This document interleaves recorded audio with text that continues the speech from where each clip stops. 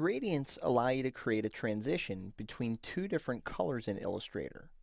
In addition, you can control varying levels of opacity to create great looking artwork. Let's take a closer look at gradients. Now I'm beginning my video with the gradients.ai file already open on my computer. And I'm going to come over here to the Layers panel because what I'd like to do to start is apply a gradient to the mountains that are in this artwork. But it's a little bit busy and I'd like to just focus on those components for now. So here's a little tip in Illustrator. If you only want to see the contents on one layer, you can Option click or Alt click on Windows on the visibility icon, and that'll only show the contents of that layer. And then if you Alt or Option click again, it'll show everything on the other layers. So I'm going to Alt or Option click so I can focus on the mountains here, and then I'm going to zoom in on this artwork. So the first thing I'm going to do is I'm going to open up my gradient panel. So I'm going to go to the window menu and I'm going to choose gradient. And for now I'm going to keep this as a free floating panel.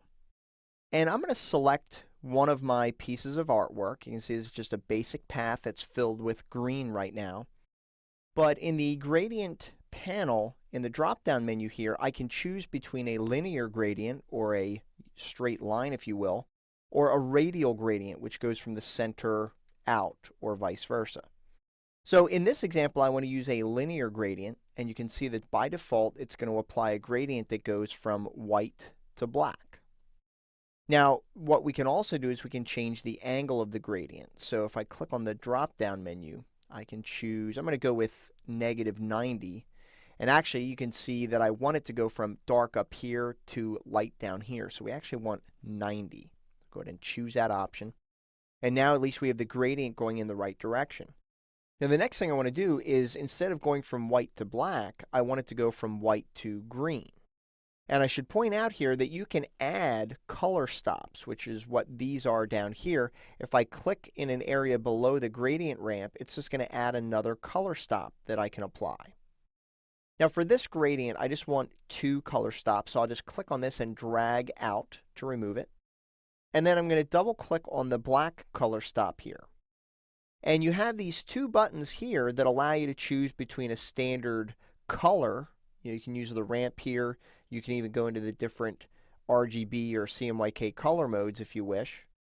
But in my case, I have a swatch that I want to use. So I'm going to click on the swatch, and then I'm going to choose the green color in my swatches panel. And you can see that now it's going from green to white. And that's good. So we'll click back out in our gradient panel. And now what we can do is we can tweak this a little bit. So it's going from white to green, but this guy right here allows me to adjust the transition between the white and black on this gradient. So what I'm going to do is I'm going to drag the transition slider. You can see that as I do this, I'm getting more of the green because I'm allowing less of the white to show through. And I'm going to pull that down to something like 18% or so, maybe 16 to 18%, and that looks pretty good. Now the one thing I want to do here, and I'm just going to show you this, I'm going to draw a rectangle over top of this. I'm just going to fill it with a color. Let's use like a tan. If I go to Object, Arrange, and choose Send to Back, we can see that if this mountain appears over any other artwork, it's going to be white at the bottom. Well, I'd like it to show through. I'd like it to look a little more integrated into my artwork. So I'm going to click on the mountain again to select it. Go back to our gradient panel. And what we can also do is if we click on one of these color stops, so in my example I'm going to click on the white color stop, you can see that in addition to choosing the color, I can also choose the opacity. The location is the location on the ramp. So, if I drag this to the right, the location is going to move up, on the ramp. So I'll keep that down here. But for opacity, I'm going to click on this and choose 0%. And so basically now what's happening is I'm allowed to see through the artwork. Because I set the opacity of that color stop to 0%, I now can see through the artwork to the color behind it. And that's just going to make this artwork a little more flexible as I continue to use it. Now I'm going to go ahead and delete this tan object because this is really what I want it to look like. So what I'm going to do is, with this selected, I'm going to open up my swatches panel. And what I can do now is I can drag this gradient either from the gradient panel or from the fill indicator here. I'm going to drag it and drop it into my swatches panel. And now I have a swatch that is defined with these properties. And what that does for me is that now I can zoom out a little bit and I'm able to quickly select more than one object and apply the same gradient swatch to it. You'll notice that the angle does not get saved. So I need to change the angle here. I'll just change it to 90. But now I can quickly and easily get to the gradient look and feel that I'm looking for. So I'm just going to change some of these. There we go. Now, the other thing I want to point out is you can fine-tune these mountains. So it looks like I forgot a couple right here. Let's apply those. You can fine-tune the gradient once it's applied. So let's take a look at that. I'm going to click on one of these objects. And if you click on the gradient tool, you're going to notice a new option shows up here called the gradient annotator. I'm just going to slide these panels out of the way. And the gradient annotator, when you hover over it, you can see that it's showing you the exact same thing that you see in the gradient panel, but it's showing you how it's applied to the object. So for example, I could drag the transition slider and kind of change how it's applied individually. And I can also drag the color stop to change how it's applied as well. If I double click on the color stop, I can still make all the same changes that I did before. And you can even click on this indicator here and you can drag this over.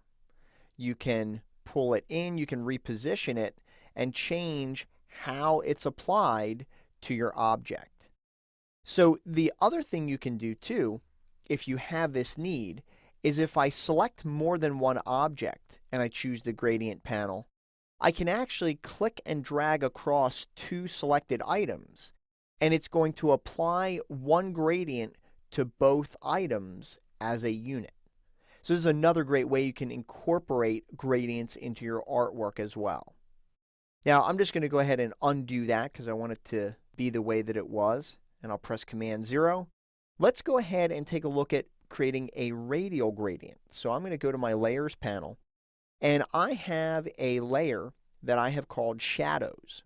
And what I'm going to do is I'm going to turn off the mountain layer, turn on the shadows layer, so we can see what these shadows look like. So I'm just going to zoom in on one of these shadows. And we'll make sure that our gradient panel is still displayed. So I'm going to click on one of these objects, and this time I'm going to choose a radial gradient. And you can see here that this particular gradient is going from white in the middle to green on the outside. And in this case, I actually want the opposite because these are supposed to be shadows for the smaller trees and plants in this project. So what I can do is I can click on this button here to reverse the gradient. Okay, so now I'm going opposite. Now I'm going green on the inside to white on the outside. And then what I'm also going to do is I'm going to adjust the transition slider. So I'm going to put that more towards the center right now. And then what I can also do is I can adjust the aspect ratio. Now I'm going to change the aspect ratio to about 12%. And if I press Enter, you can see it adjusts the width to height aspect ratio of this gradient. And so now you can see that I've kind of squished it to create a little bit of a shadow, a really cool shadow looking project here. So that's exactly what I want here. But what I also want to do is I'm going to double click on the white color stop, and I want to make sure that the opacity is set to 0%. So if yours is not, just go ahead and set that to 0%. This color stop should be 100%. And that's going to give me the same type of effect as with the mountains, where it's going to kind of fade out from there. So I think that looks pretty good. I think I might drag the transition slider up to about 60. Yeah, that looks pretty good. And now, just as we did before, we can save this as a swatch. So you can go ahead and go to the swatches panel, drag this into the swatches panel, And now you can reapply this to other objects. So let's see how that works.